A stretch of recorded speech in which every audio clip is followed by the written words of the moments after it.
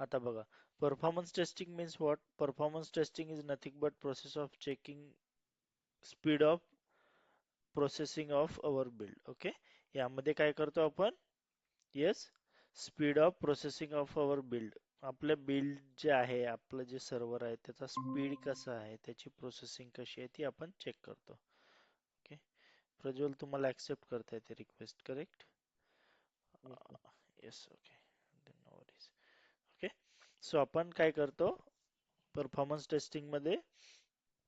Checking the speed processing of our build. Okay, performance tester involve in it. Okay, so performance engineer असतो, mostly आपणही करतो, बऱ्याच organisations मध्ये जो tester असतो तोच परफॉर्मन्स टेस्टिंग सुद्धा करतो. ओके, सो त्यासाठी मल्टिपल लाईक टूल्स आहेत, जसे की लोड रनर टूल आहे. ओके, आणि खूप सारे मार्केटमध्ये टूल्स आहेत ज्याच्या थ्रू आपण लोड टेस्टिंग करू शकतो, परफॉर्मन्स टेस्टिंग करू शकतो. ओके, सो आता आपण त्यामध्ये काय चेक करतो? This create simulation like many users are using system at a time. Okay, so त्या टूल थ्रू काय होतं की ॲट ए टाइम त्या ॲप्लिकेशनला मल्टिपल्स युजर्सनी लॉग इन केलं जातं, जसे की थाउजंड्स ऑफ युजर्स आहेत. तर त्या युजर्सनी काय केलं जातं, त्या सिस्टमला लॉग इन केलं जातं. आणि सपोज तुमच्या ॲप्लिकेशनची, तुमच्या बिल्डची, तुमच्या सर्व्हरची कॅपॅसिटी जी आहे ती थाउजंड्स युजर्सची आहे, की ॲट अ टाइम तो 1000 users at a time load करू शकतो. बट तुम्ही 1100 युजर्सनी लॉग इन करतायत, तर मग ते ॲप्लिकेशन ब्रेक होतं का? तर ॲप्लिकेशन स्लो होतं का? तर ह्या गोष्टी आपण चेक करतो. ओके, सो आता इथे दिलंय we are not involve in this testing. So बऱ्याच वेळा म्हणजे एक सिनेरिओ पकडा 50-50. तर बऱ्याच कंपनीत तुम्हाला लोड टेस्टिंग करायला सांगतात, परफॉर्मन्स टेस्टिंग करायला सांगतात बऱ्याच याच्यात, त्यासाठी एक सेपरेट टीम असते.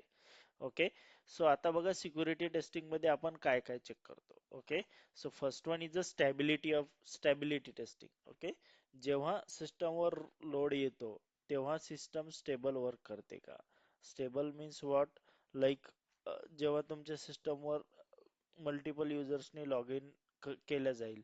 ओके, आणि एखाद्या वेळेस होतं की एखादी फंक्शनॅलिटी, सपोज आता एक्झाम्पल द्यायचं झालं तर एक मिनिट.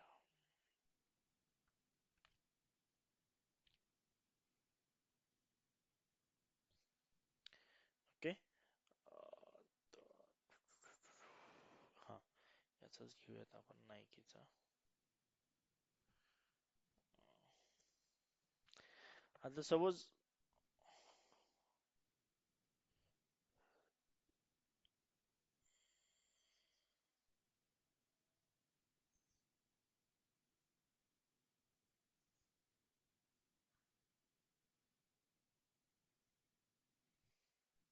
ओके, सो आता बघा, आता नायकीनी सपोज नायकी एअर नावाचा शूज ऍट अ टाइम म्हणजे लॉन्च केलाय. ओके, आणि याची डिमांड खूप जास्त आहे, तर ऍट अ टाइम काय होतं, मल्टिपल युजर्स काय करतात, हा परचेस करण्या आउट ऑफ स्टॉक जाण्याच्या पहिलेच हा शूज त्यांना काय करायचा असतो, परचेस करायचा असतो. त्यासाठी मग काय होतं, एखादं लाईक लॉन्चिंग जी असते एखाद्या ऍप्लिकेशनची, ओके, सो ती लिमिटेड पिरियड साठी किंवा फ्लॅश लॉन्चिंग असते, ज्यामध्ये ऑफर्स असतात.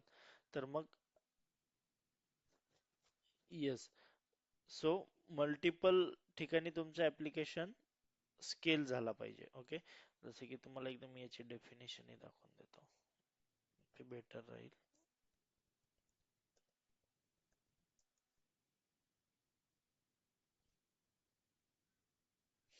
Okay, so scalability testing, a type of performance testing, evaluate how system or application perform under increasing workload, ensuring it can handle growth in user traffic. Okay, data volume, overall demand without comparing functionality and performance. ठीक आहे, म्हणजे की जसं मी तुम्हाला आता सांगितलं की एखादा सेल आहे, ओके, ज्यामध्ये तुम्हाला हा शूज आहे, मी जो आता दाखवलेला, किंवा multiple number of 2 to 3 shoes आहे जे की एक्सक्लुझिव्हली ऍड झालेले आहे आणि त्याची खूप डिमांड आहे.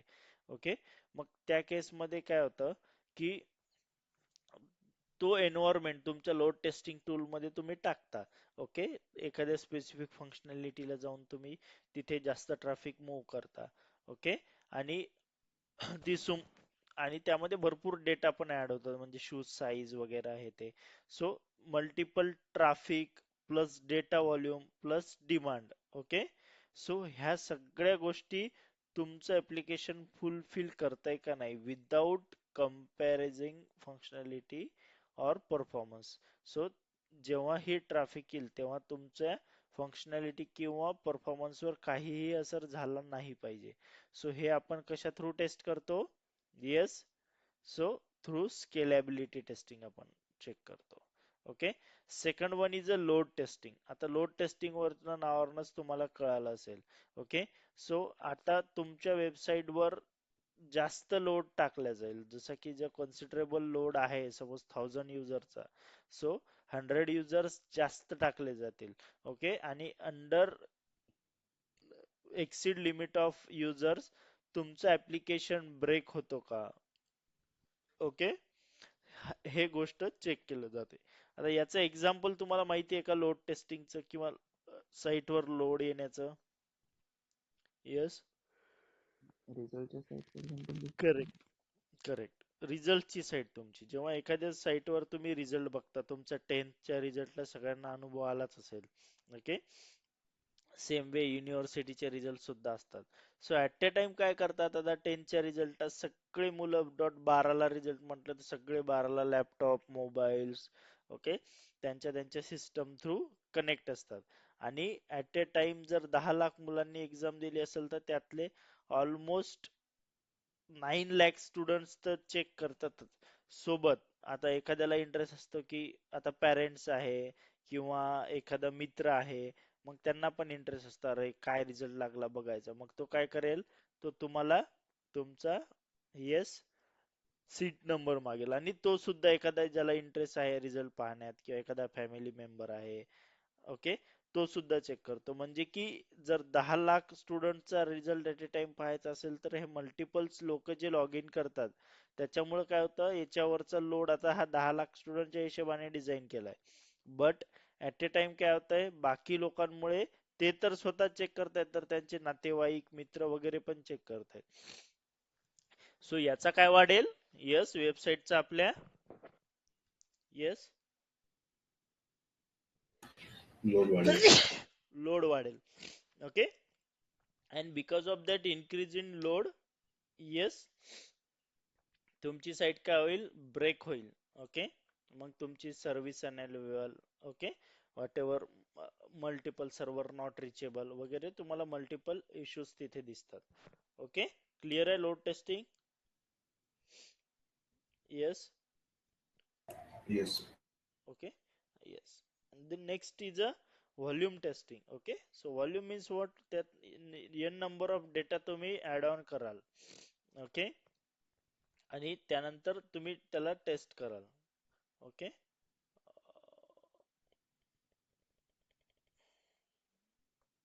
ठीक आहे.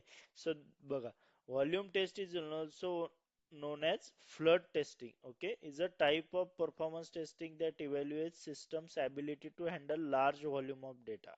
करेक्ट, मल्टिपल डेटा जेव्हा तुमच्या सर्व्हरवर ऍड होतो, तुमच्या ऍप्लिकेशन मध्ये ऍड होतो, तर तो डेटा तुमची बिल्ड, तुमचं ऍप्लिकेशन, तुमचा डेटाबेस हँडल करू शकतो का नाही, ensuring it can maintain performance and stability under heavy loads. Okay, ज्याच्यामध्ये हेवी डेटा लोड केला जातो. ओके, आणि after loading that heavy data तुमचं ऍप्लिकेशन तो व्हॉल्यूम म्हणजे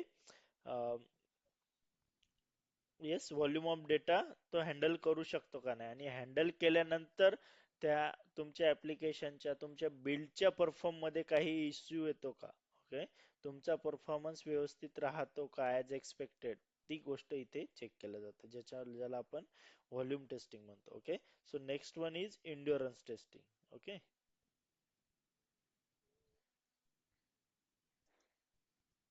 हे तुम्हाला विचारत नाही इंटरव्ह्यू मध्ये, but from for your like knowledge point of view आपण हे बघतोय. Okay, So endurance testing is also known as soak testing, okay, is a performance testing method that evaluates how system behaves under sustained load over an extended period, okay, typically hour or every day to identify issue like memory lags and performance degradation that might, okay, surface in shorter test. म्हणजे आता याच्यात endurance मध्ये काय असतं की याच्यात तुमचे hourly और डेली काय करतो आपण, येस, परफॉर्मन्स चेक करतो, ओके, की जो तुम्ही डेटा फीड होतोय त्याच्यामध्ये, ओके, सोक टेस्टिंग म्हणजे तो सोक करतोय का नाही, तो घेतोय का नाही व्यवस्थित डेटा, ओके, आणि ते कसं बिहेव करतंय, okay, evaluates how system behaves under sustain load over an extended period, okay. So आता तो लोड काही स्पेसिफिक 10 मिनिटासाठी डिझाईन केलाय, बट इट्स एक्सटेंडेड, ओके, हा 10 मिनिटासाठी न राहता तासाभरासाठी राहतोय किंवा दिवसभरासाठी राहतोय, तर तुमचं ऍप्लिकेशन ते लोड सस्टेन करतो का नाही, okay. To identify issue like memory leaks, okay, म्हणजे की तुमच्या मेमरी मधनं काही डेटा लीक होतोय का, काही मिस होतोय का, ओके, ह्या गोष्टी तिथे चेक केल्या जातं, okay. And performance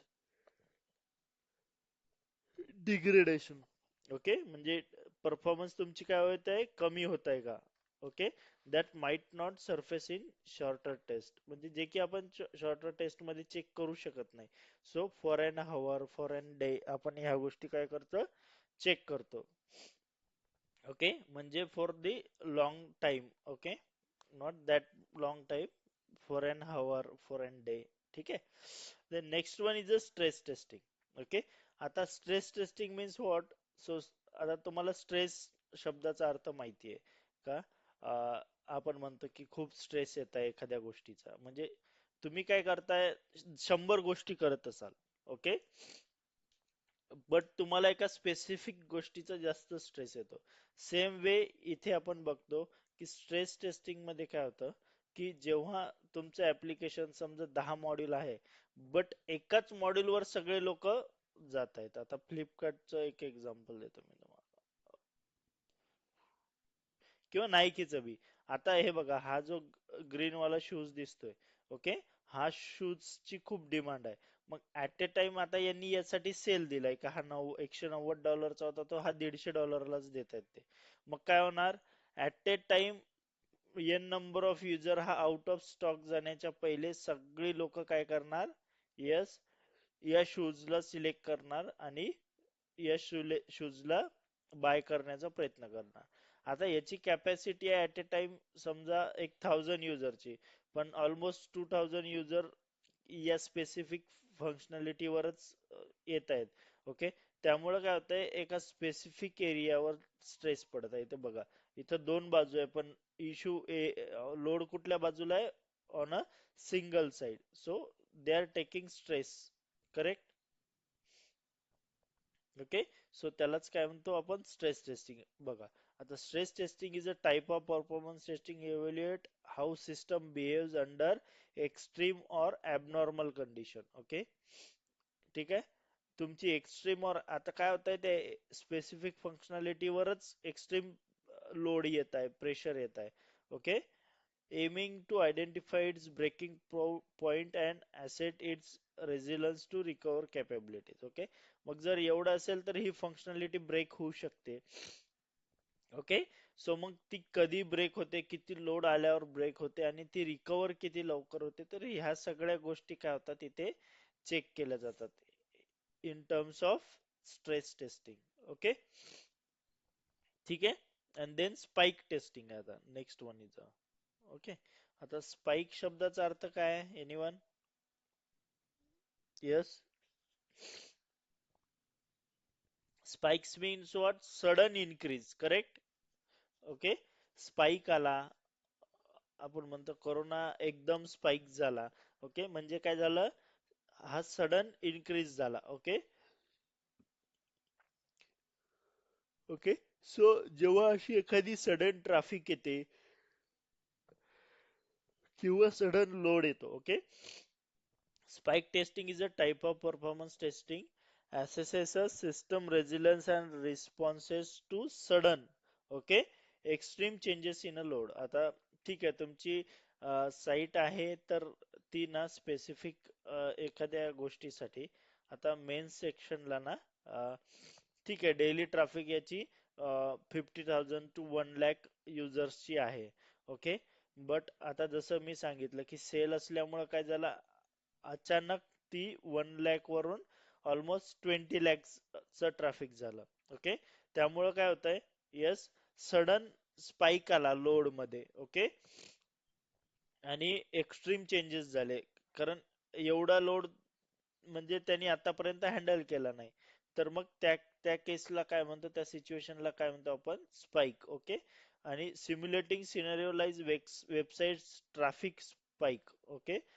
traffic spike means what मी आता तुम्हाला जसं सांगितलं की 1 लाख लोकांची ट्रॅफिक तो डेली हँडल करतो बट सडनली 10 to 20 लाख लोकांनी काय केलं तिथे आले to purchase that specific product okay त्याला त्यामुळं काय झाली वेबसाईटवर सडन ट्रॅफिक इन्क्रीज झाली ओके ठीक आहे to identify potential bottleneck and ensure stability आता to identify potential bottlenecks and ensure stability okay आता मग याच्या थ्रू काय करतो आपण त्याचं पोटेन्शियल बॉटलनेक चेक करतो आता बॉटलनेकचं एक्झाम्पल तुम्हाला देतो आता बरेच जण पुण्यात असतील किंवा एखाद्या मेट्रो सिटी मध्ये गेले असतील सो तिथे ट्रॅफिक वगैरे सगळ्यांना माहिती आहे येस की रोडला ट्रॅफिक असते आणि ट्रॅफिक का होते कोणी सांगू शकतो yes yes anyone yes Prajwal Rujata Amol Aparna yes yes Prajwal construction मुळे कन्स्ट्रक्शन मुळे ओके ठीक आहे आता बघा मी तुम्हाला एक्झाम्पल देतो what do mean by bottleneck concept काय आहे तो ओके आता हा तुमचा रोड आहे ठीक आहे ओके आता हा रोड तुमचा डिझाईन केला आहे की ऍट अ टाइम इथनं 10 लोक पास झाली पाहिजे ठीक आहे 10 people ओके सो हा करंटली ठीक आहे gathering more people in small space correct okay so आता हे 10 people साठी तुमचा रोड येस बनवलाय ओके बट आता इन केस आता काही दिवसांनी आता जसं पुणे आपण मी एक्झाम्पल देईल पुण्यात काय झालंय का डेली म्हणजे हा पुण्यात काय झालं आता दिवसेंदिवस ट्रॅफिक इन्क्रीज होत म्हणजे लोकसंख्या वाढत आहे त्यामुळे मग हा 10 लोकांचा रस्ता आहे आता कन्स्ट्रक्शन झाले कंपनीज ओपन झाल्या तर इथनं 10च्या ऐवजी किती लोक जातील येस आता येस इथनं या रोडचा ट्रॅफिक झाला हा येस 25 पीपलचा ओके ठीक आहे म्हणजे की लोकसंख्या वाढली आहे मग आता गव्हर्नमेंटने काय केलं का हा रस्ता आता कारण त्यांना माहिती आहे की हा रस्ता पुरेसा नाही आहे मग त्यांनी काय केलं ऍज पर 25 पीपल हा रोड इन्क्रीज केला ओके ठीक आहे सो आता हा रस्ता इथनं 25 पीपल जाऊ शकतात बट इथे काय होता एक ब्रिज होता okay this is a bridge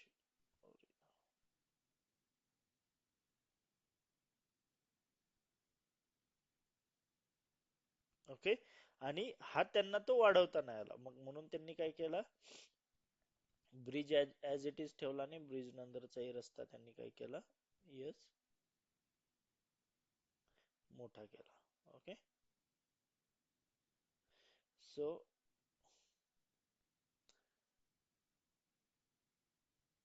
आता बघा या केस मध्ये काय होतं आता इथनं तर 25 लोक जात आहेत हा रस्ता कितीसाठी बनलाय 10 साठी इथनं 25 जात आहे हा थोडा मोठा झाला इकडनं 30 पण जातील ओके बट आता काही कारणास्तव तुमचा ब्रिज मोठा होऊ शकत नाही. ओके, सो मग आता इथनं तर 25 लोक व्यवस्थित येत आहेत, बट ते स्टक कुठं होत आहेत? येस, ब्रिजवर.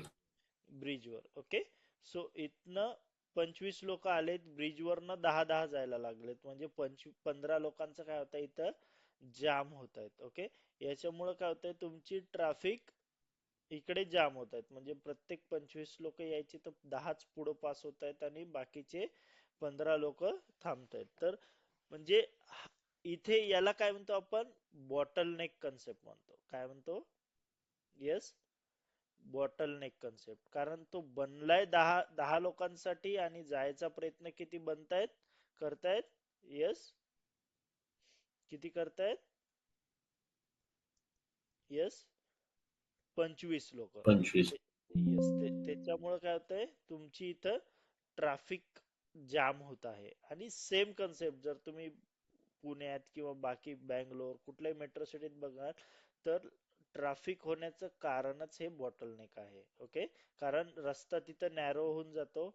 ओके, आणि सडन रस्ता छोटा झाल्यामुळे काय होते की जे लोक इकडे आरामात 25 लोक पास होत होते, इथं त्यांना 10नाच जायला लागत आहे. आणि त्याचमुळं काय होतं की पुढे जाण्याच्या नादात कोणीतरी वेडी वाकडी गाडी टाकतो, ट्रॅफिक जाम होतो. सो सांगण्याचा उद्देश हा की बॉटलनेक मध्ये काय होतं की कुठेतरी तुम्हाला रिस्ट्रिक्शन्स येतात, की ते ज्या गोष्टीसाठी बनवलं आहे त्याच्यापेक्षा तिथे काय होत आहेत जास्त सडन वाढत आहे. कारण इथं ठीक आहे, इथनं कसे आहेत तुम्ही जर बघितलं तर 10 लोक कंटिन्यू दर मिनिटाला समजा 10 लोक जात आहेत, बट इथं सडनली तुमचे काय येत आहेत, इथं 25 लोक येतात, म्हणजे 10च पुढे जाऊ शकताय, 15 थांबतायत, मग पुन्हा पुढचे 25, पुन्हा पुढचे 25. याच्यामुळे काय होत आहे टाइम डिले होत जातोय आणि कंटिन्युअस तुमची ट्रॅफिक काय होत आहे इथं लागत जात आहे. ओके, सो त्यालाच आपण म्हणतो बॉटल नेक. ओके, आणि त्यामुळे तुमचं काय होतंय जे सडन स्पाइक होत आहे, ओके, तो हँडल करू शकत नाहीये. ओके, सेम ही स्पाइक टेस्टिंग करतो की आता तुमचा रस्ता बनलाय 1000 युजर्स साठी आणि तुम्ही पाठवताय 200 युजर, तर तो हँडल करू शकेल का? मग त्यांना वेट करावं लागेल किंवा वेबसाईट स्लो रिस्पॉन्ड करेल. ओके, सो व्हॉट एव्हर असे मल्टिपल्स इश्यू असतात. ओके, सो अशा प्रकारे ह्या साऱ्या गोष्टी आपण परफॉर्मन्स टेस्टिंग मध्ये टेस्ट करतो. ते पुढे चालून तुम्ही बघणार आहे परफॉर्मन्स टेस्टिंग मध्ये. सो इथपर्यंत कोणाला काही डाऊट आहे, काय विचारायचं आहे? येस, कन्सेप्ट कळाला की परफॉर्मन्स टेस्टिंग मध्ये आपण काय करतो? Yes sir. ओके, याच्यात कोणाला काही डाऊट आहे, काय विचारायचं आहे? क्लिअर आहे? येस, क्लिअर आहे. चलो नेक्स्ट जाते अभी. सो आता बघा नेक्स्ट कन्सेप्ट आहे रिटेस्टिंगचा. Okay, so retesting means what, काय तुम्हाला नावावरूनच कळालं असेल की repeated testing. Correct. So retesting nothing but test of application or feature with multiple test data. Okay, आता जसं की तुम्हाला माहिती आहे. ओके, सो आता लॉग इन पेज आहे. ओके, लॉग इन पेजला आता मी 2 युजर क्रिएट केले किंवा 10 युजर्स आहेत. सो मी काय करणार, पहिल्या युजरने लॉग इन करणार abc@gmail.com, abc_123@gmail.com, abc. Okay, .abc@gmail, म्हणजे असे कॉम्बिनेशन ऑफ पासवर्ड मला यूज करायचे आहे. किंवा मग domain abc@gmail, abc@yahoo, abc@hotmail. Okay, किंवा एखादं डोमेन असेल. Okay, abc@infosys.com, @cognizant.com. सो ह्या सगळ्या डोमेनच्या युजरने मी काय करणार, त्याला टेस्टिंग करणार. आता वन टाइम टेस्टिंग क्रेडेन्शियलने टेस्ट करतोय, ठीक आहे, ती झाली टेस्टिंग.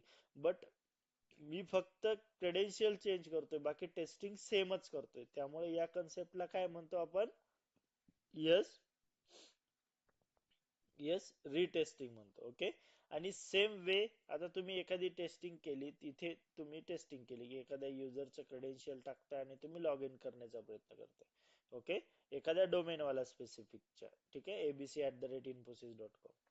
पण हा काय करतोय, तो युजर रजिस्टर्ड असूनही तो रेकग्नाइज करत नाहीये त्या डोमेनच्या युजरला.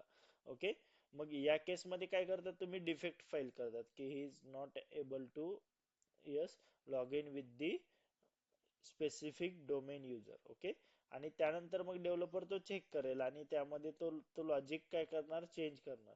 त्यानंतर तुम्हाला काय करावं लागेल, पुन्हा इश्यू रिझॉल्व्ह झाल्यानंतर येस रिटेस्ट करावं लागेल की एक्झॅक्टली इश्यू कशामुळे आहे, काय इश्यू रिप्रोड्यूस होतोय. ओके, काय इश्यू रिप्रोड्यूस होतोय, आणि मग तो काय करणार, येस रिटेस्ट करणार ते ऍप्लिकेशन. ओके, सो अशा प्रकारे आपण आपल्या ऍप्लिकेशनचं रिटेस्टिंग करतो. क्लिअर आहे? येस, काही डाऊट असेल तर विचारत चला इन बिटवीन. ठीक आहे, तुम्हाला काही जरी इश्यू असतील, काही समजत नसेल तर विचारत चला. Okay, yes yes.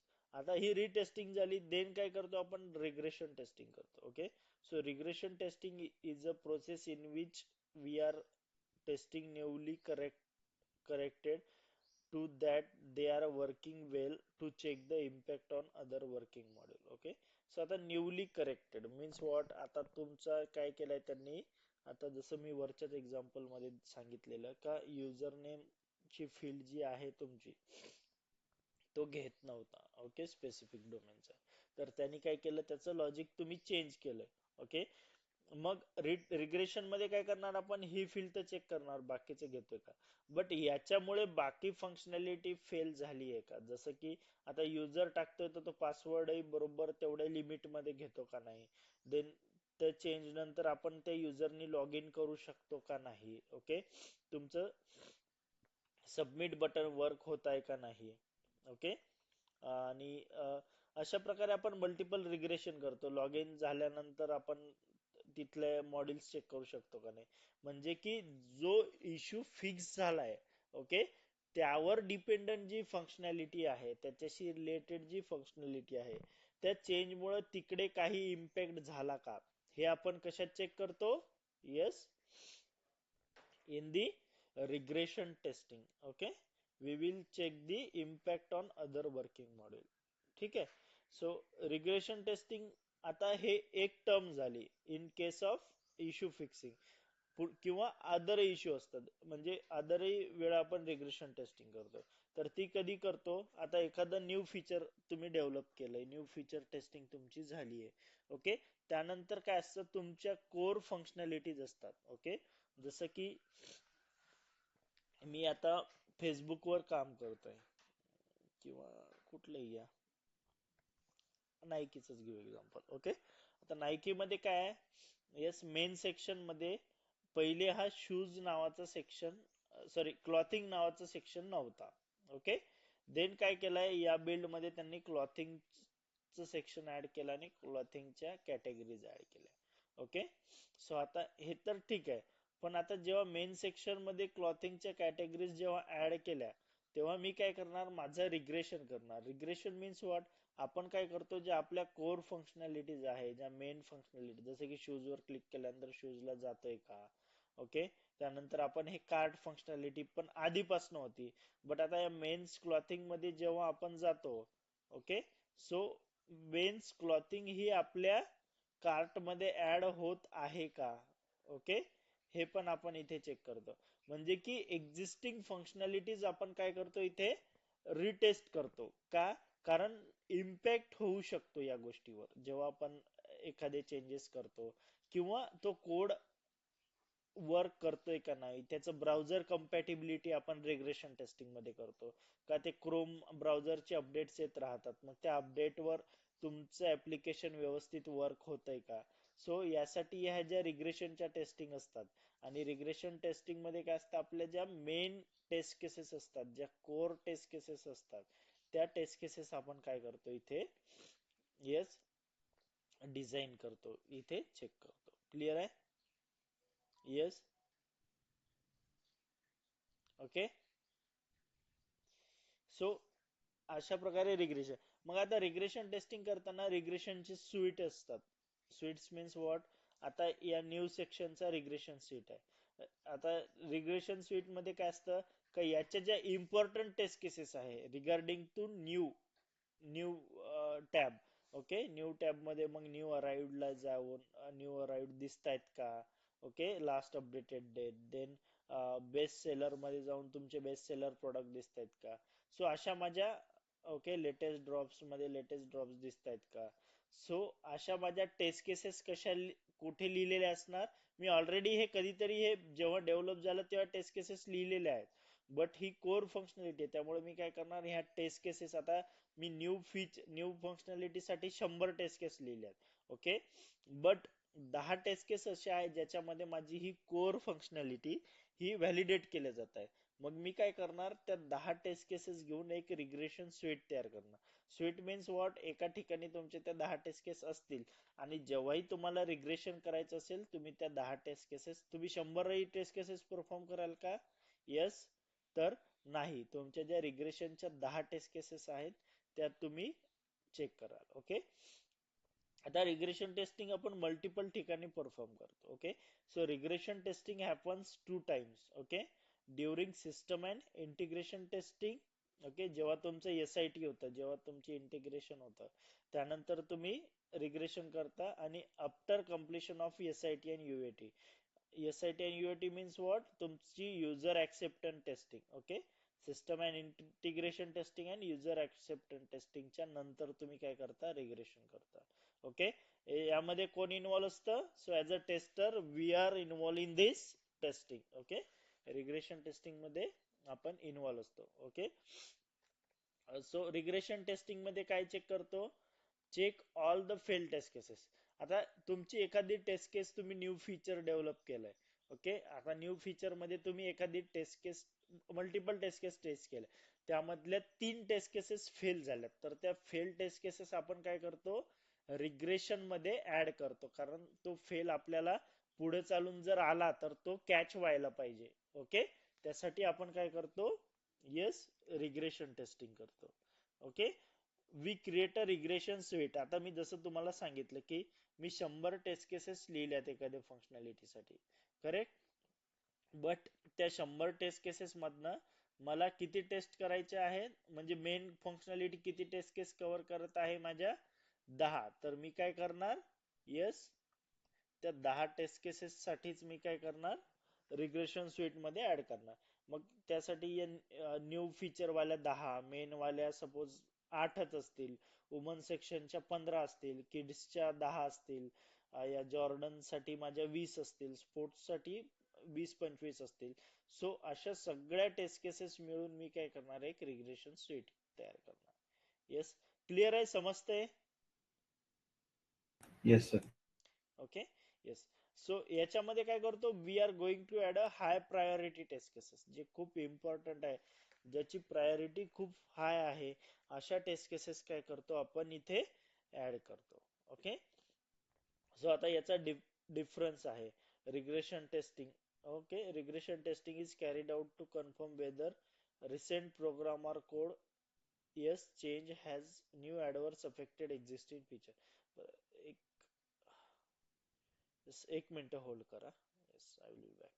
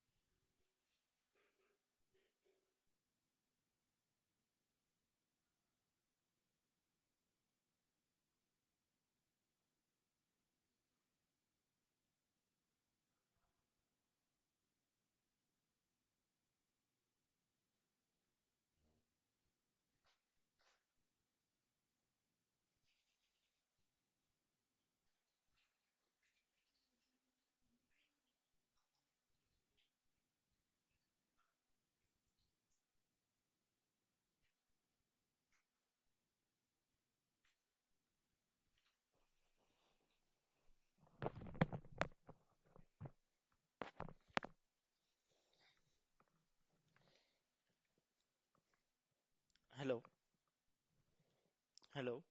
Yes, sorry, थोडं एक काम आलेलं. हा, ओके. सो आपण आता रिग्रेशन टेस्टिंग बघितलं, करेक्ट? सो आता आपण काय करूयात, याचा डिफरन्स बघूयात. So what is regression testing and testing? Okay. So हे पण विचारलं तसं काही जात नाही, बट विचारतील की रिग्रेशन टेस्टिंग कसं करत होते किंवा रिग्रेशन टेस्टिंग काय आहे. ओके. आणि रिटेस्टिंग काय आहे. सो याच्यामध्ये बघा, regression testing is carried out to confirm whether recent program or code change has, okay, not adverse affect on existing feature. Okay.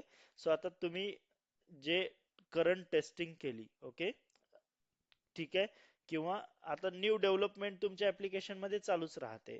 तो जेव्हा तुमचा डेव्हलपर एखादा कोड चेंज करतो, ओके, सो त्या कोड चेंजचा काही इफेक्ट, अनम्यूट, आवाज येतोय ना माझा?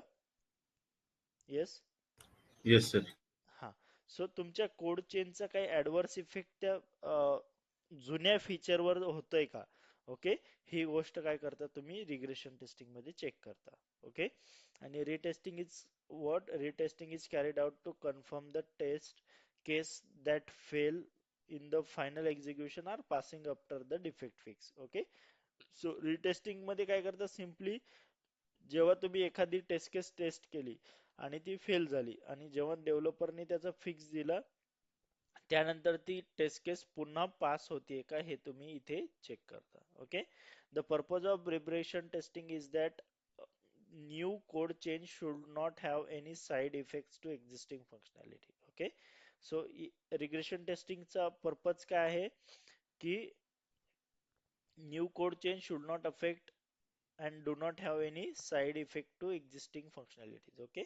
त्याचा कुठलाही इफेक्ट तुमच्या एक्झिस्टिंग फंक्शनॅलिटीवर झाला नाही पाहिजे किंवा कुठलेही साईड इफेक्ट्स त्यावर झाले नाही पाहिजे त्या चेंज मुळे, त्यासाठी तुम्ही रिग्रेशन टेस्टिंग करता. ओके.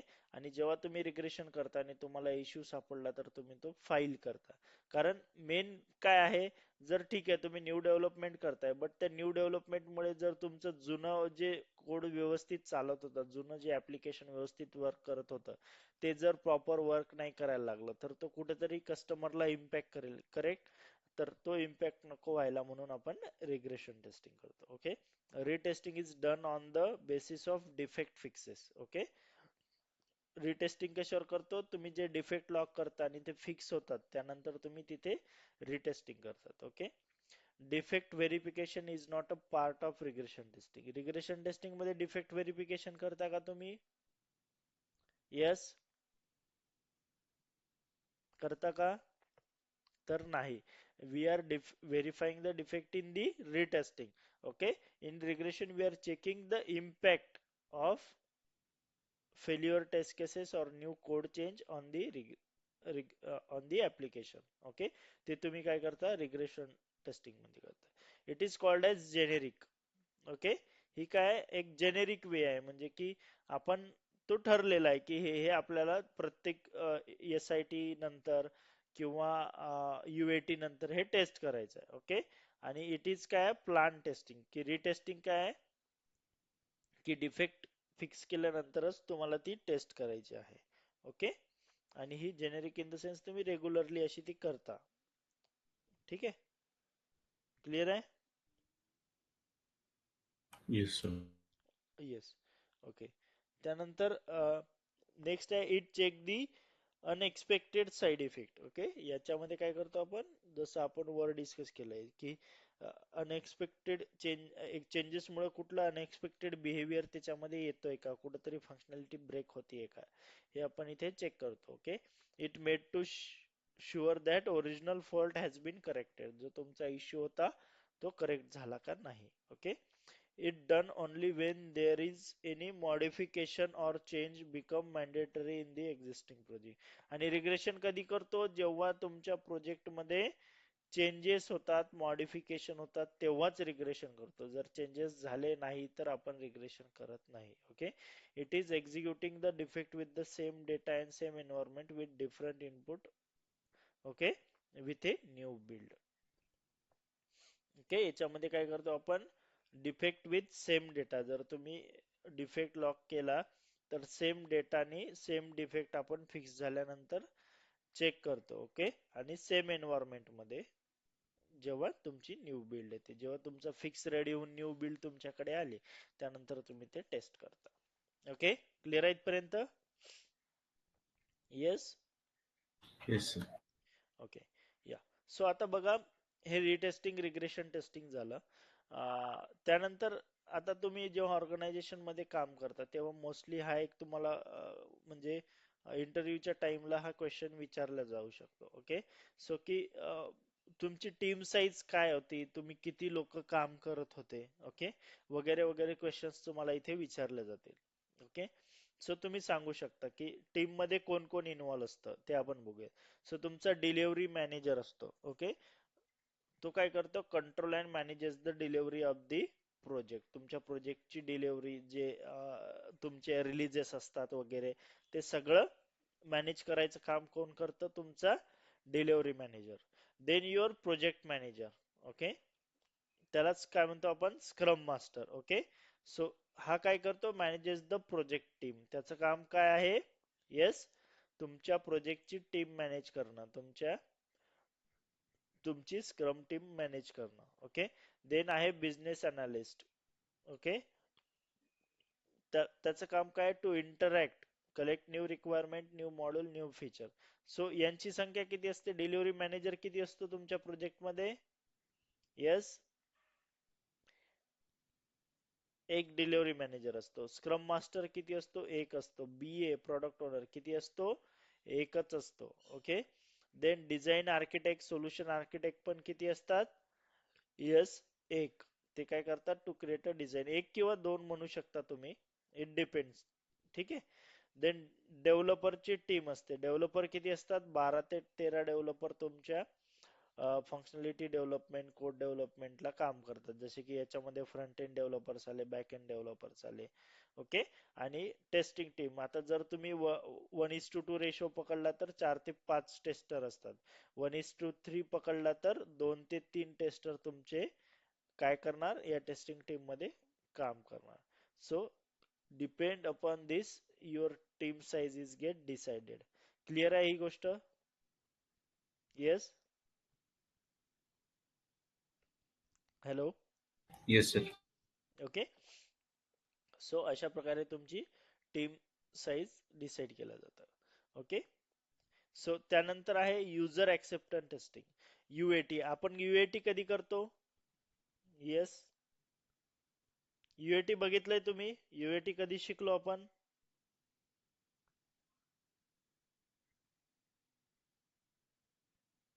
येस, युएटी टेस्टिंग कधी बघितली आपण,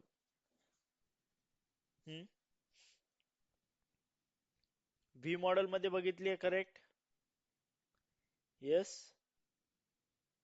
yes, after SIT, after, In V model at the last, at the last, when we after, deliver the project, no, after at the time completing of the testing. after completing, yes. System and integration testing, ज्यालाच आपण end to end testing म्हणतो. जेव्हा तुमची testing complete होईल, okay, त्यानंतर तुमचं application काय जाईल, युजर एन्व्हायरमेंट मध्ये जाईल. ओके, आणि युजर एन्व्हायरमेंट मध्ये आपण ऍप्लिकेशन टेस्ट करतो. जसं मी सांगितलेलं की युजर जेव्हा जाऊन तिथे जाऊन काय करतो, यस, जेव्हा आपलं ऍप्लिकेशन कम्प्लीट टेस्ट होते आणि प्रोडक्शनला जायचं असते, त्याच्या पहिले युजर काय करतो, त्याच्या काही टेस्ट केसेस आणतो सिलेक्टेड. ओके, तुम्ही टेस्ट केलेल्या टेस्ट पैकी तो रॅन्डम टेस्ट केस उचलतो आणि त्याच्या स्वतःच्या काही टेस्ट केसेस असतो. आणि तेव्हा as in between tester and your end user यांच्यामध्ये काय होतं, सॉफ्टवेअर टेस्ट केलं जातं. ओके, आणि त्यामध्ये ते चेक करतात की त्यांना काही डिफेक्ट सापडतात का, की किंवा तुमची बिल्ड व्यवस्थित टेस्ट झाली आहे का नाही. ओके, आपण बघितलं होतं ते डिफेक्ट रिमूव्हल इफिशियन्सी आपण कॅल्क्युलेट करतो. त्याच्यामध्ये दोन पॅरामीटर्स होते, A and B. A is nothing but defect found by the, yes, tester, and B is Tester nothing but the defect found at the defect. Time of UAT, user acceptance testing. Correct. So तेच आता UAT आपण बघणार आहोत. UAT is perform in the client location, you can say environment मध्ये, क्लायंटच्या environment मध्ये आपण taste करतो. आता क्लायंटचा एन्व्हायरमेंट मीन्स व्हॉट, त्याचा जसं आहे त्याला जे एंड युजरला द्यायचं आहे तसं तो एन्व्हायरमेंट, आता एंड युजरकडे जशी सिस्टम असेल, जे काही ऍप्लिकेशन्स असतील, ओके, रिक्वायर्ड ऍप्लिकेशन, सो त्या एन्व्हायरमेंट तयार करतात आणि तिथे ऍप्लिकेशन डिप्लॉय करतात. Okay, UAT is called as customer acceptance testing. याला काय म्हणतो? येस, युजर ऍक्सेप्टन्स तर म्हणतो, त्याला कस्टमर ऍक्सेप्टन्स टेस्टिंग सुद्धा आपण म्हणतो. Okay, so after completion of regression testing, after SIT we are going to do the UAT, user acceptance testing. Okay, so in UAT we perform system and functional testing. याच्यामध्ये कुठली testing करतो आपण? Yes, system and functional testing. Okay, in UAT developer and tester are involved. कोण कोण involve असतं? तुमचा developer आणि tester. Okay, same tester can't work in both environment. Okay, exception in some project. आता कुठे कुठे काय असतात, UAT ची टीम वेगळी असते टेस्टिंगची, SIT ची टेस्टिंगची टीम वेगळी असते. त्यामुळं टेस्टरच असते UAT मध्ये इन्व्हॉल्व, पण ज्यांनी SIT केली आहे तो करतो का UAT? तर नाही, त्यासाठी वेगळे टेस्टर्स असतात. ओके, UAT आता मग UAT मध्ये काय करतो? I have perform in different modules projects. I have perform UAT through remote desktop. मग UAT मध्ये तुम्ही काय काय टेस्ट केलं? तर तुमचे डिफरंट मॉड्यूल्स चेक केले, तुमचे डिफरंट प्रोजेक्ट्स टेस्ट केलेत. आणि कसं करता मग? आता इथं रिमोट डेस्कटॉप माहिती आहे सगळ्यांना? येस, माहिती आहे. सो इथे काय करतो, आता सपोज तुम्हाला क्लाउड माहिती आहे, Azure माहिती आहे, AWS माहिती आहे, करेक्ट? येस, तिथे काय करतो, ही आता तुमचा लॅपटॉप झाला, तुमचा PC झाला, माझा लॅपटॉप झाला, हे सगळ्या काय झाल्या? फिजिकल एंटिटी झाल्या. ओके, म्हणजे यासाठी एक तुम्हाला याची हार्ड ड्राईव्ह दिसते, याची रॅम दिसते, याची बॉडी दिसते, याचं कीबोर्ड दिसतं, याची स्क्रीन दिसते. आणि एक असतात व्हर्च्युअल मशीन. व्हर्च्युअल मशीन म्हणजे काय? एक सुपर कम्प्युटर असतं, एक एक सेंट्रलाइज कम्प्युटर असतं. आता जसे की तुमचे AWS आहे, मायक्रोसॉफ्ट Azure आहे, तिथं कुठेतरी एक कम्प्युटर आहे. मग तुम्ही काय करता? Azureच्या डॅशबोर्डला जाऊन तुम्ही काय करता?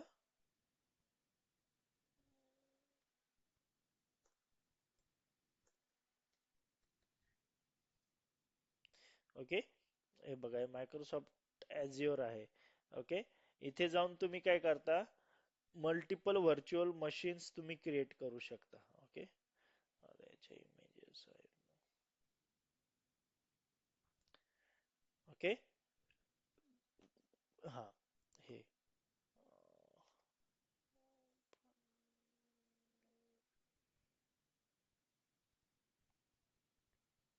ठीक आहे. हे बघा, इथनं काय असतं? Web apps, virtual machines. Virtual machines म्हणजे काय? सेम तुमच्या लॅपटॉप सारखं एक मशीन्स तुम्ही काय करता? व्हर्च्युअली क्रिएट करता, ज्याचे काही तुम्हाला फिजिकल अपीअरन्सशी काही घेणं देणं नसणार. ओके, मग जेव्हा तुम्ही व्हर्च्युअल मशीन क्रिएट करता तेव्हा तुम्ही सिलेक्ट करता की तुम्हाला ऑपरेटिंग सिस्टम कुठली पाहिजे, विंडोज पाहिजे, लिनक्स पाहिजे, त्यानंतर त्यासाठी स्टोरेज किती पाहिजे, रॅम किती पाहिजे. ओके, आणि तुम्ही काय करता? एक व्हर्च्युअल मशीन क्रिएट करता. आता हे पेड असतं, तुम्ही ज्या मशीन यूज करता, जितक्या वेळ यूज करता, त्याचे तुम्हाला चार्जेस असतात. ओके, सो तुम्ही काय करता? इथे एक व्हर्च्युअल मशीन क्रिएट करता. ओके, आणि ती व्हर्च्युअल मशीन क्रिएट केल्यानंतर तुम्हाला काय करायचं असतं की आता त्याच्यामध्ये सेम जसं माझं हे विंडोज 11 दिसत आहेत, याच्यामध्ये हे मल्टिपल ऍप्लिकेशन्स दिसत आहेत, सेम वे तुमच्या व्हर्च्युअल मशीनला सगळ्या गोष्टी असतील. ओके, आणि ती मशीन तुम्हाला ऍसेस करायची असेल तर तुम्ही रिमोट डेस्कटॉप थ्रू ऍसेस करू शकता. लिनक्स मशीन असेल तर त्यासाठी पुट्टी आहे, VNC व्ह्यूवर आहे, त्याच्या थ्रू तुम्ही त्या मशीन्स ऍसेस करू शकता. ओके, आणि ऍसेस करायचं म्हणजे काय? मग मी इथे त्या कम्प्युटरचा ID टाकेल. ओके, कम्प्युटरचं नाव असेल ABC. Okay, @disha. Okay, .com something त्या मशीनचं नाव असेल, काही पण असेल. ओके, ABC.disha पण असू शकते. युजर नेम, आता मल्टिपल युजर्स असतात. ओके, आता इथे जेव्हा तुम्ही तुमचं लॅपटॉप लॉग इन करता, हे तुमचं नाव असतं, म्हणजे याचे युजर तुम्ही आहे. सेम वे तुम्ही मल्टिपल युजर्स करू शकता, जसं की ऍडमिन युजर झालं. ओके, किंवा तुम्ही मॅनेजर झाला. ओके, मॅनेजर झाला. त्यानंतर तुम्ही काय करता, इथे त्याला कनेक्ट करता. ओके, आणि कनेक्ट केल्यानंतर मग एक पासवर्डची विंडो दिसते. त्यामध्ये तुम्ही त्याचा पासवर्ड टाकला, त्यानंतर तुम्ही काय करता, तुमच्या व्हर्च्युअल मशीनला काय करता, कनेक्ट करता. ओके. ओके, आता हे अवेलेबल म्हणजे अस्तित्वात नसल्यामुळे हे तुम्हाला पॉपअप येतं की कान रिमोट धिस कम्प्युटर, कारण तो अवेलेबल नाही आहे. ओके, बट तुम्ही अशा प्रकारे तुमची रिमोट सिस्टम ऍसेस करू शकता. ओके,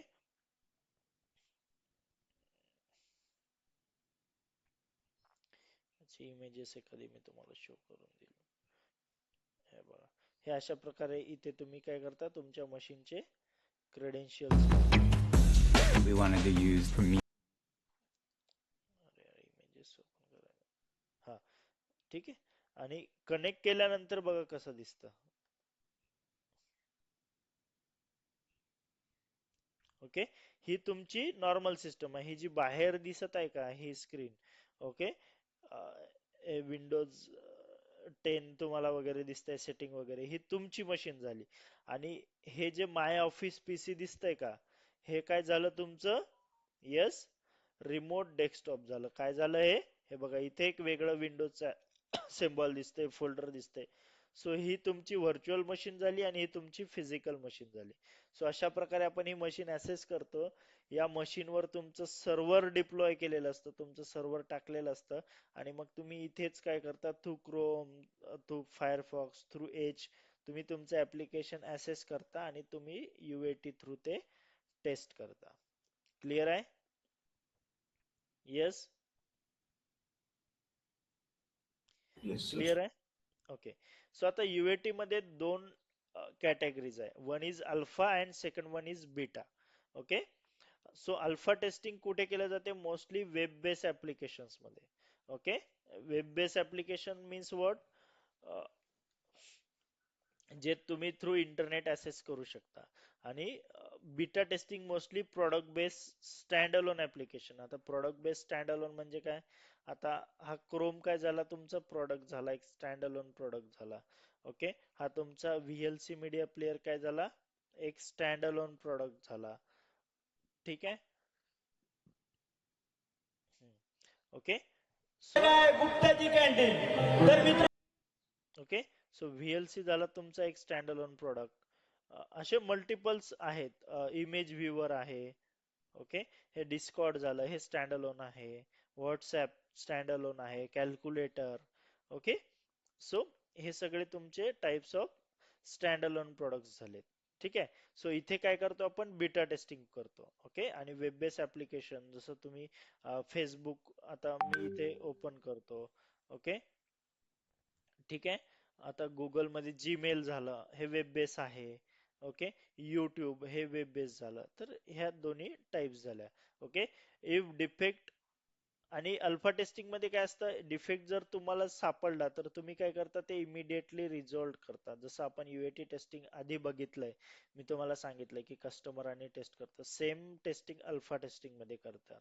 ओके, आणि याच्यामध्ये तुम्हाला इश्यू सापडला तर तुम्ही काय करता, इमिडिएटली फिक्स करता. ओके, ठीक आहे. If defect issue found on next version of application, that issue will be fix. हा लगेच फिक्स होतो का इथे बीटा मध्ये? येस, बीटा मध्ये लगेच फिक्स होतो का? येस, प्रज्वल, अमोल, अपर्णा, रुजाता, बीटा मध्ये लगेच फिक्स होत नाही. We have to wait till next version. Okay, client interaction is more, कारण क्लायंट आणि टेस्टर दोघं मिळून ही टेस्ट केस करतात. त्यामुळे क्लायंट इंटरॅक्शन इज जास्त राहतं. Client interaction is less because end user interaction असतं. ओके, आणि याच्यात कोण इन्व्हॉल्व असतं, डेव्हलपर, टेस्टर आणि क्लायंट इन्व्हॉल्व असतो, आणि याच्यात एंड युजर इन्व्हॉल्व असतो. आता याचा मेन डिफरन्स सांगतो तुम्हाला काय आहे. ओके, आता युएटी मध्ये, अल्फा मध्ये काय होतं, डेव्हलपर, टेस्टर आणि तुमचा क्लायंट इन्व्हॉल्व असतो. म्हणजे की आता सपोज तुम्ही काय केलंय, येस, या नायकीचं जसं तुम्ही आता हे मेन सेक्शन नवीन ऍड केलंय. ओके, मग तुमचा क्लायंट असेल, टेस्ट डेव्हलपर असेल आणि टेस्टर असेल, हे तिघं मिळून काय करतात, युएटी टेस्टिंग मध्ये तिघं सोबत बसतात. सोबत म्हणजे व्हर्च्युअली थ्रू टीम्स झालं, तुमचं गुगल मीट झालं, जो कुठला प्लॅटफॉर्म यूज करत असतील त्या प्लॅटफॉर्म थ्रू एकत्र येतात. आता सपोज क्लायंट तुमचा युके ला बसला आहे, तुम्ही इंडियामध्ये आहे, तर तुम्ही थ्रू व्हर्च्युअली कनेक्ट करता. क्लायंट एन्व्हायरमेंट मध्ये तुमचं ऍप्लिकेशन ओपन केलं जातं. देन क्लायंट त्याच्याकडच्या टेस्ट केसेस ह्या वन बाय वन टेस्ट करल, आणि जर त्याला कुठे इश्यू सापडला तर तो इश्यू तुम्ही काय करता, तो डेव्हलपर लगेच फिक्स करून देतो आणि ते तुम्ही टेस्ट करता. ओके, सो ही झाली तुमची अल्फा टेस्टिंग. ओके, आता बीटा टेस्टिंग म्हणजे काय, आता बीटा टेस्टिंग म्हणजे बघा, अँड्रॉइडचं व्हर्जन आहे. ओके, सो आता तुमचं अँड्रॉइड 10 आहे. ओके, आता किंवा ऍपलचं आहे, सो मॅक ओएस आहे, मॅक ओएस 11 आहे किंवा 10 आहे. सो आता जेव्हा पण आता मॅकला काय करायचं असते, त्याची न्यू ओएस लॉन्च करायची असते, किंवा अँड्रॉइडचं एखादं व्हर्जन असेल, किंवा आता नथिंग आहे, नथिंग काय करतो, ऑन ऑन अँड्रॉइड यूज करतं, ठीक आहे. बट तो काय करतो, नथिंग त्याची separate on top of Android तो त्याची पण येस ओएस देतो. ठीक आहे, ठीक आहे, हे नथिंग ओएस 3.0. ओके, त्यानंतर आता सपोज सध्या 3.0 चालू आहे, तो काय करणार, 4.0 लॉन्च करणार. ठीक आहे, मग आता जेव्हा तो 4.0 लॉन्च करणार, तर मग तो 4.0 लगेच देणार का युजरला यूज करायला, एंड युजरला, तर नाही. तो काय करतो, पहिले याचं बिटा व्हर्जन ऍड करतो. कुठलं व्हर्जन ऍड करतो, yes yes, Beta. beta version. Beta version means what, this is not stable or authorized version. Okay, it just for user to use. Okay, म्हणजे की आता सपोज मला आवड आहे की न्यू व्हर्जन वापरायचं, टेस्ट करायचं, मग तो एंड युजरला देतो. किंवा एखादा गेम असतो, गेम लॉन्च करण्याच्या पहिले कंपनी काय करते, ती जे गेमर्स असतात त्यांना तो गेम देतात की तुम्ही हा खेळा. ओके, तुम्ही हा चेक करा, सांगा याच्यामध्ये तुम्हाला काय इश्यू वाटताय. आता रेसिंगचा गेम आहे, तर ती कार व्यवस्थित पळताय का, ब्रेक दाबला तर त्या कारचा ब्रेक लागतोय का, तुम्हाला जे ग्राफिक रोड्स वगैरे दिसत आहेत ते व्यवस्थित दिसत आहेत का. तर ह्या सगळ्या गोष्टी ते देतात, आणि मग त्याच्यावरनं तो युजर त्यांना फीडबॅक देतो. ओके, कोण कोण असतो, तो एंड युजर असतो, तर तो फीडबॅक देतो. त्यानंतर ते तो बीटा व्हर्जन मध्ये फिक्स करतात, आणि once that fix is ready, end युजरची टेस्टिंग जेव्हा कम्प्लीट होते त्यानंतर ते अल्फा व्हर्जन लॉन्च करतात. ओके, सो हा मेन डिफरन्स असतो तुमच्या अल्फा टेस्टिंग मध्ये आणि तुमच्या बेटा टेस्टिंग मध्ये. ओके, सो बीटा टेस्टिंग मध्ये तुमचा एंड युजर टेस्ट करतो, अल्फा टेस्टिंग मध्ये तुमचा टेस्टर, डेव्हलपर आणि क्लायंट मिळून टेस्ट करतो. क्लिअर आहे हा difference, main difference. Yes. Yes, sir. Okay, so आता जर तुम्ही पाहायला गेले, ओके,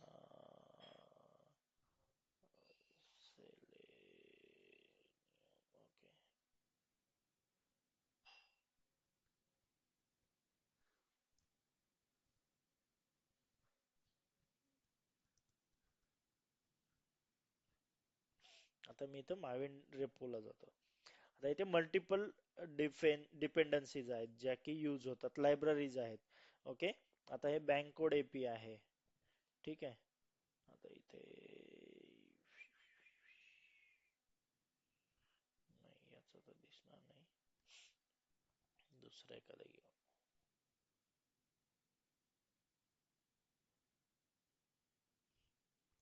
आता जर तुम्ही इथे बघाल ना, आता इथे नाहीये, बट मोस्टली काय असतं ना, आता एखादं लेटेस्ट व्हर्जन असेल तर इथे पुढं बीटा लिहून असतं. Okay, so beta means what, it's under testing, it not unofficial version. Okay, so तुम्ही यूज करू शकता, बट त्यामध्ये इश्यू असू शकतात. It is not completely bug free, ज्याला तुम्ही म्हणू शकता. ओके, सो अशा प्रकारे तुमचे व्हर्जन असतात. आणि इथे हे बघा, हे दिसतंय आता, हा इथे हे बघा, बीटा 3, बीटा 2, बीटा 1 दिसतंय. येस, Yes, तुमच्या sir. हा व्हीडीफाय क्लस्टरिंगच्या डिपेंडन्सीज आहेत. आणि इथे बघा ह्या फायनल आहेत, म्हणजे ह्या तुम्ही यूज करू शकता. ओके. बट ह्या काय तुमच्या बेटा व्हर्जन आहेत. बेटा व्हर्जन म्हणजे काय आहेत, it's a tested version. Okay, end युजरला टेस्टसाठी दिलेलं, दिस नॉट अ फायनल. मग हे 6.0.1 हे तुमचं फायनल आहे, सो तुम्ही हे व्हर्जन यूज करू शकता. आणि हे कधी रिलीज केलं, काय केलं हे बघा, ह्या डेट सुद्धा या कंपनीकडे असतात सगळ्या दिलेल्या. ओके. सो हा मेन डिफरन्स आहे तुमच्या बीटा आणि अल्फा मध्ये. क्लिअर आहे? येस. इथे Yes. क्लायंट इंटरॅक्शन मोर असतं अल्फा मध्ये, क्लायंट इंटरॅक्शन लेस असतं, end user interaction is less असतं. Developer and tester is involve, no developer tester involve. Okay. It's conduct in controlled environment, कारण त्यांचं स्वतःचं एन्व्हायरमेंट असतं, तिथेच टेस्टर डेव्हलपर एंड युजर मिळून चेक करतात. But it is conducted in uncontrolled environment, कारण आता जे बीटा व्हर्जन यूज करत आहे एंड युजर, तो त्याचा एन्व्हायरमेंट कुठला आहे आपण सांगू शकतो का, त्याची सिस्टम कुठली आहे. ते कोणी लिनक्स वर टेस्ट करू शकतं, कोणी विंडोज वर करू शकतं, कोणाचा 8 GB रॅम आहे, कोणाचा 12 GB रॅम आहे, कोणाचा 4 GB रॅम आहे, कोणाची विंडोज 10 आहे, कोणाची विंडोज 11 आहे. ओके. सो अशा प्रकारे काय असतं, प्रत्येकाचं हे कंट्रोल्ड एन्व्हायरमेंट नसतं. ओके. आणि याचे एक्झाम्पल जर बघितले तर तुमची HDFC bank, ICICI bank, banking sector, medical सेक्टरच्या वेबसाईट झाल्या, ऍप्लिकेशन झाले, सो असे मल्टिपल. आणि याचे एक्झाम्पल जर बघितले तर तुमचं मायक्रोसॉफ्टचं ऍप्लिकेशन झालं, फेसबुक झालं, हे डायरेक्टली एंड युजरला देतात. विजा झालं, तुमचं इंस्टाग्राम आहे, तुमचं आपलं कोणतं ते स्नॅपचॅट आहे. ओके. त्यानंतर टेलिग्राम आहे. सो असे सगळे ऍप्लिकेशन जे आहेत हे काय झाले, येस, बीटा टेस्टिंगच्या अंडर आपण टेस्ट करतो, कारण ते आपण टेस्टिंग होते, याची टेस्टिंग होत नाही असं नाहीये. बट जी युजर UAT टेस्टिंग आहे ती अनकंट्रोल एन्व्हायरमेंट मध्ये ती एंड युजर थ्रू टेस्ट केल्या जाते. ओके. क्लिअर आहे इथपर्यंत? येस. यात काही डाऊट, काही इश्यूज, कोणाला काही प्रश्न विचारायचे आहे आजच्या पार्ट मध्ये? UAT testing, retesting, regression testing, yes, performance testing, या 3 गोष्टी आपण आज बघितल्या. यात कोणाला काही विचारायचं आहे? No, sir. क्लिअर आहे? Yes. Prajwal, Yes. Aparna, Rujata, Amol, clear आहे सर्वांना? Yes. Yes, sir. Yes, sir.